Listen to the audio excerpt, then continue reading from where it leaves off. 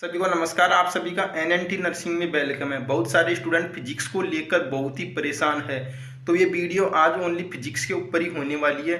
बहुत सारे student physics को लेकर तो इतने परेशान है कि फिजिक्स के बिना उनका एडमिशन नहीं होगा, तो इसी के ऊपर हम बात करूंगा फिजिक्स को कैसे करें। ठीक है, तो फिजिक्स के लिए मैं मोस्ट इंपोर्टेंट कुछ 2-3 टिप्स बताऊंगा, उनको आपको फॉलो करना पड़ेगा, तो आप फिजिक्स में अच्छे मार्क्स ले आओगे और एक अच्छे गवर्नमेंट इंस्टीट्यूट या टॉप नंबर से पास होगे।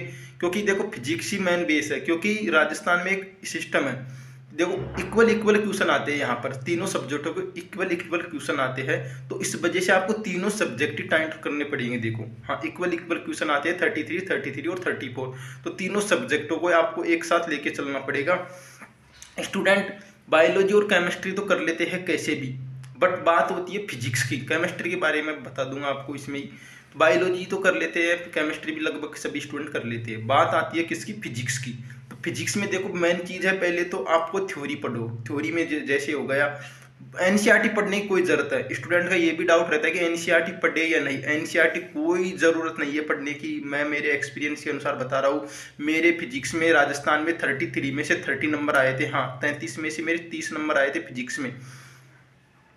वो भी कुछ मेरी गलती हो गई, उसकी वजह से कट गए 3 नंबर भी। वैसे नॉर्मल पेपर आता है, देखो ज़्यादा हार्ड पेपर नहीं था। यदि उसमें से कोई स्टूडेंट या मैं 95 के अराउंड नंबर लाता तब भी कोई वो बात नहीं थी। मैं कंफ्यूज हो गया था कुछ क्वेश्चनों की वजह से, इंग्लिश के वर्ड भी थे कुछ, तो ऐसी वजह से कंफ्यूज होने से मेरे नंबर कट गए।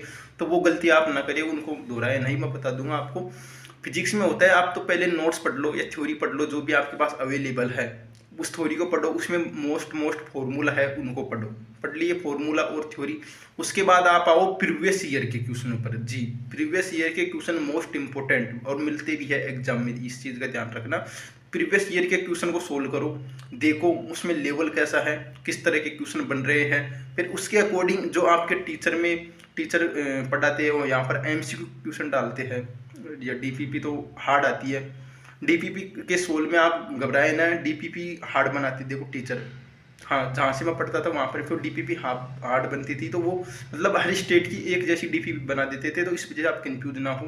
तो आप आपके प्रीवियस ईयर के अकॉर्डिंग प्रिपरेशन करें, क्योंकि ऑनलाइन प्लेटफॉर्म में क्या होता है कि सभी स्टेट की एक साथ तैयारी कराते हैं, तो एक जैसे क्वेश्चन बना देते हैं। उसमें एम्स लेवल की भी डाल देते हैं, बिहार एमपी सभी तरह के क्वेश्चन एक जैसे डाल देते हैं, तो इस वजह से राजस्थान के स्टूडेंट तो कंफ्यूज हो जाते हैं। तो ऐसा पेपर राजस्थान में आता नहीं है, तो आप प्रीवियस ईयर के अकॉर्डिंग तैयारी करें।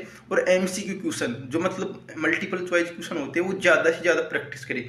जितने ज़्यादा हो सके, फॉर्मूला बेस हो गए, थ्योरी बेस या न्यूमेरिकल हो गए, उन्हें ज़्यादा से ज़्यादा आप जितना प्रैक्टिस करोगे उतना ही प्रैक्टिस करिए। बात रहती है न्यूमेरिकल की। न्यूमेरिकल देखो वैसे ज़्यादा नहीं आते हैं, हाँ ज़्यादा मैक्सिमम 5 न्यूमेरिकल आ सकते हैं। देखो हाँ, लास्ट ईयर का मैं आपको पेपर भी सॉल्यूशन करवा दूंगा, एक बार कितने क्वेश्चन आते हैं मैं बता दूंगा थोड़ा। वैसे करो, आपको पता होगा प्रीवियस ईयर का ज़्यादा न्यूमेरिकल नहीं आते हैं। तो न्यूमेरिकल ज़्यादा नहीं आते हैं, तो आपको उन न्यूमेरिकलों को भी करना है। अभी 4-5 आ रहे हैं, तो 4-5 नंबर भी क्यों जाए हमारे।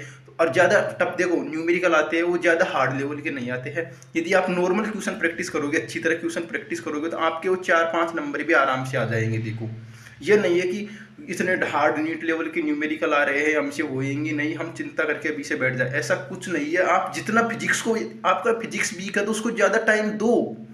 हाँ, फिजिक्स को ऐसा नहीं है कि आप वीक है तो उसको हम कम टाइम दे रहे हैं। स्टूडेंट के साथ मोस्ट यही होता है कि फिजिक्स में मन नहीं लगता पढ़ने में, तो हम उसको पढ़ते ही नहीं है, बहुत कम पढ़ते हैं। तो आप ऐसा मत करो, जितना ज़्यादा हो सके फिजिक्स को पढ़ो भाई। हाँ, फिजिक्स को ज़्यादा वीक है तो उसको ज़्यादा पढ़ो, केमिस्ट्री ज़्यादा वीक है तो केमिस्ट्री को पढ़ो। केमिस्ट्री में भी एनसीईआरटी से बस 1 या 2 चैप्टर पढ़ना है। मैंने तो बस 1 या 2 चैप्टर पढ़े थे जो थ्योरी बेस्ड थे, उनसे ज़्यादा क्वेश्चन बनते थे। बस केमिस्ट्री में भी थ्योरी या नोट्स पढ़ो, उसके बाद बस क्वेश्चन प्रैक्टिस करो।